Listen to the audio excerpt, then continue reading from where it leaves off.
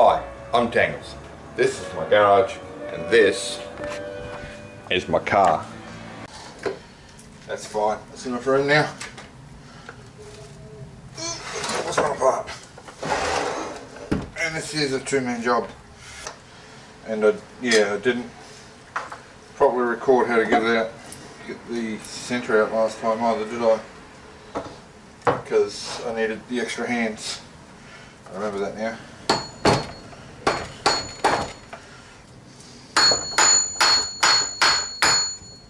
That is moving.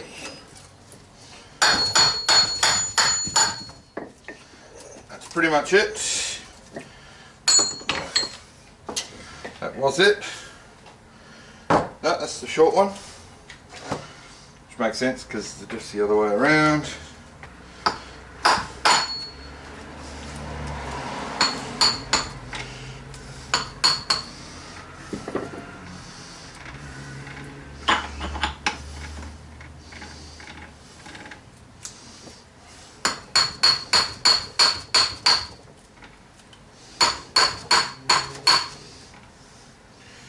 Oh, is this one of those things where I had to do the other one first?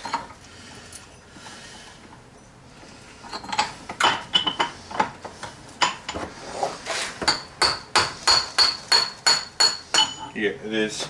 You gotta use that one to hold the thing still because the shaft has two sets of teeth on it. Well, three if you count that little one.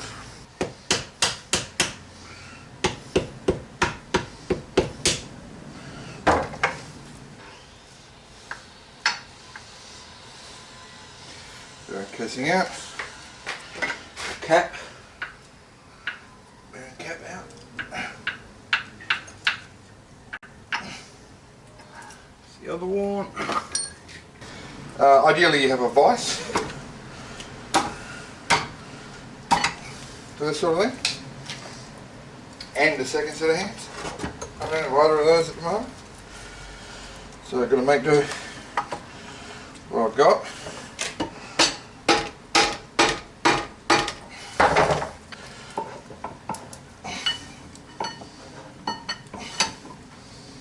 Extra hands would be good. You may not need a hammer, I might just be able to force it. Yep. That's it.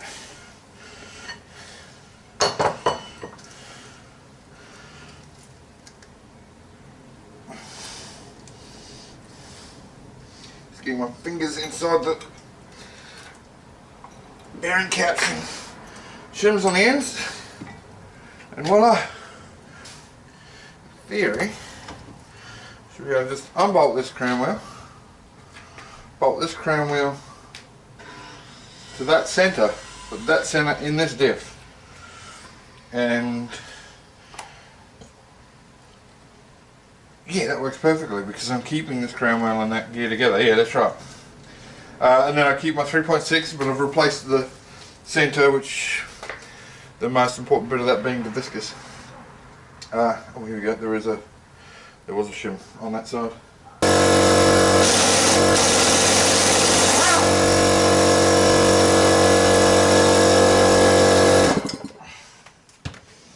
Okay, easy as that.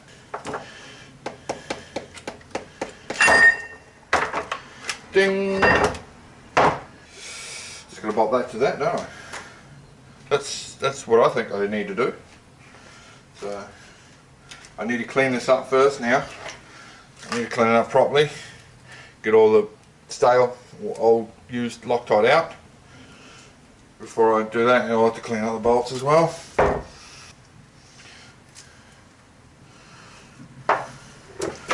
No! Shit! Now it's full of Diff oil. Oh no, that's gonna stay. Pay attention to what's going on, kids. Otherwise you end up with mass oil spillages like that.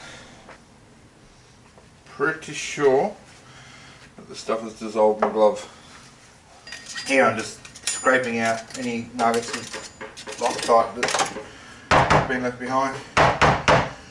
Okay, so here's all the components.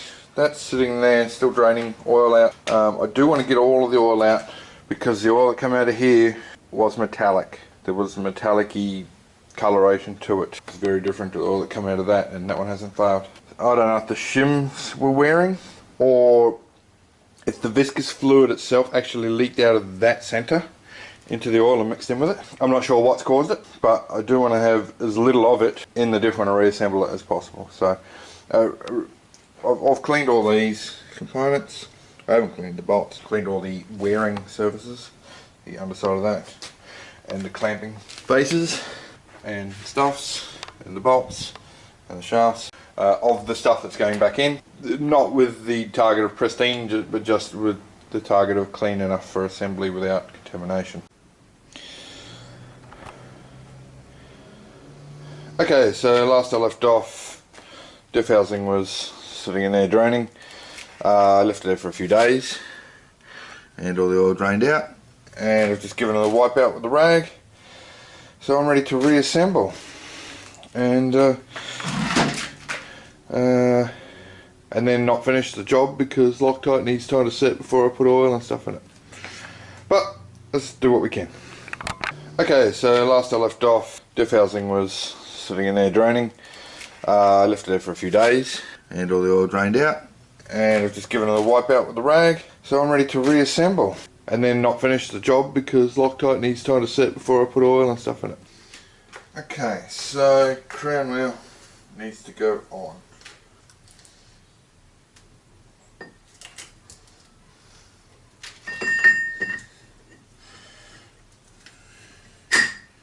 Beautiful.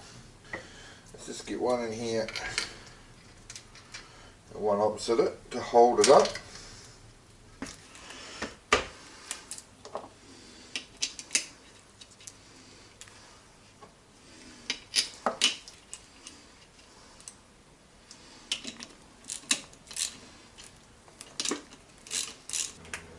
Certainly is not straight.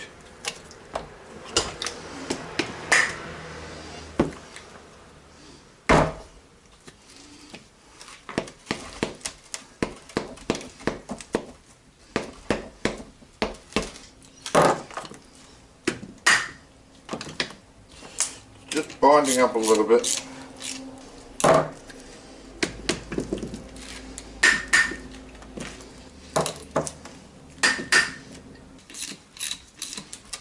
So what I'm doing is, doing it that one, the opposite one, then going 2 to the right, doing that one, doing its opposite one, going 2 to the right, do that one, 2 to the right, 2 to the right. So now I still have to Loctite all these. I've had a glove failure, but at least I know that the chrome will pull up nice and square like that. It's up nice and snug, so I can just pull them out one by one. Put the Loctite on. Loctite also helps lubricate the bolt putting it in, so should be a little bit easier to get them down.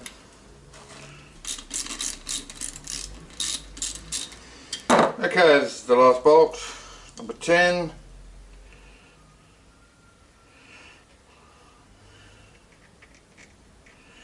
Go. Slam him in.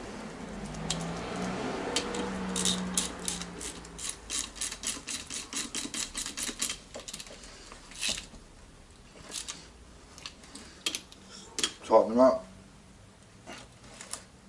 Reasonably tight now. Bearing in mind it's only a 3/8 inch rack, so they're not going to be too tight.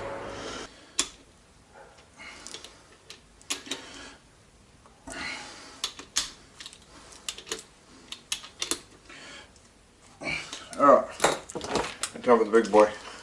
I'm not sure of the actual torque required on the crown wheel of a diff, based on how hard they were to get off.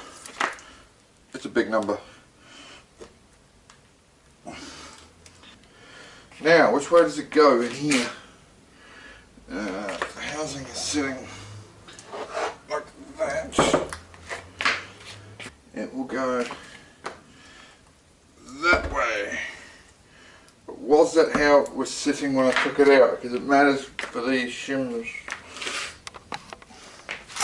Yeah, these ones are left and right So, which way did I have it when I pulled it out? Before I get too far in there, let's get some Diff oil. Bearing seats down in here.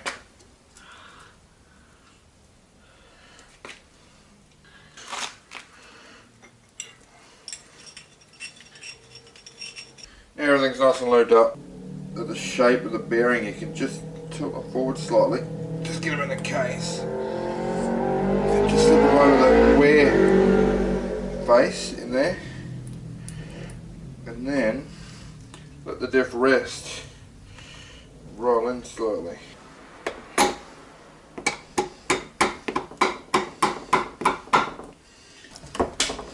Okay, it's working.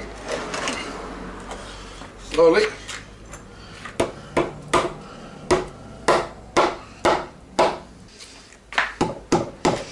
Now this side won't sit right. I've got the other side in.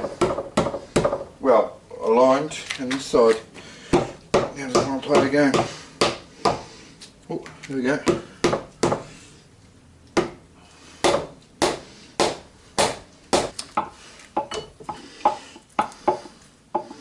Starting to mesh. Looking pretty good now.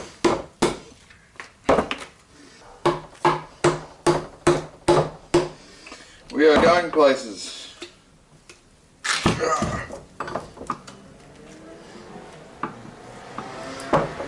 Sweet.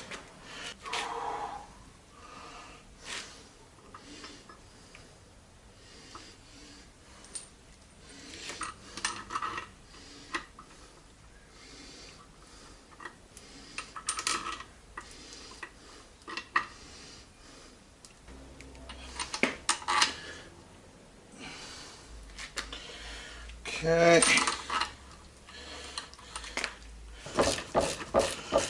That turns on there.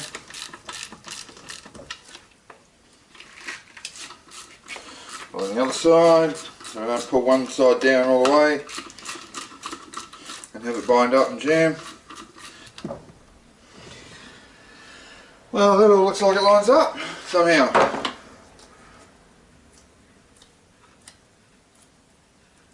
Diff turns, and just to be sure though, I will undo these now that everything it's all pulled in, and just inspect those shims, make sure everything went where it's supposed to go. One of the shims is not all the way in. I'll go drifting this home. Oh no, she's slipping in now. Nicely.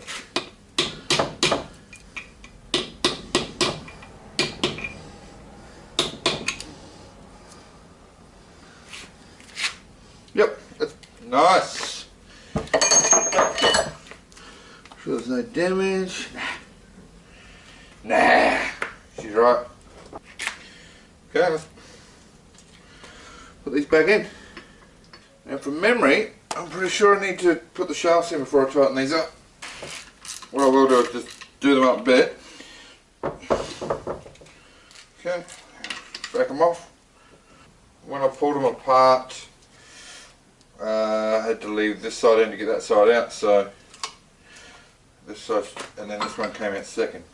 Okay, so the storage filled up on the camera. These are easy enough, just tap both of these home. I was discussing before I went flat which one should go in first. I actually just put them both in together, banged them in, one after the other. This one rammed home sooner. Felt as though that one needed that one sort of started to get that one all the way in. That may not be right, but I just put them both in. This one's a bit harder to get in, but it's a lot longer shaft. Just use this hammer on its side, like so. So I can get right across the shaft, the face. Battery's almost flat in this. So next I just got to clean that face, RTV, bolt the outside of this back together and then leave it overnight. I think the Loctite's supposed to take 24 hours to fully cure. Put the oil in it tomorrow and then stick it back in, I suppose. So if the battery goes flat while I'm putting this on, you know how to friggin' seal a thing, surely. But I'll keep recording just in case. You know the drill, clean the faces up with a rag, clean off any old RTV or anything there was, and apply not too much, so it's still not coming out. So this gasket's pretty decent, so I'm not going to use too much. Alright, well, it's back together.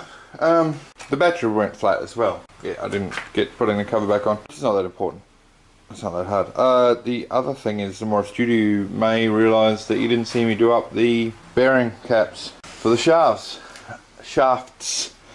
That would be because I didn't. So I've already put this on, taken it off, done them up, and then put this back on. So I realised just after I finished tightening it down that I'd forgotten to do that. So I pulled it off and did it. And I've finished the job now. So that diff will have to sit overnight, the RTV sets, the Loctite sets. Then yeah, she's ready to go back in. Happy days. I should have a functioning diff again.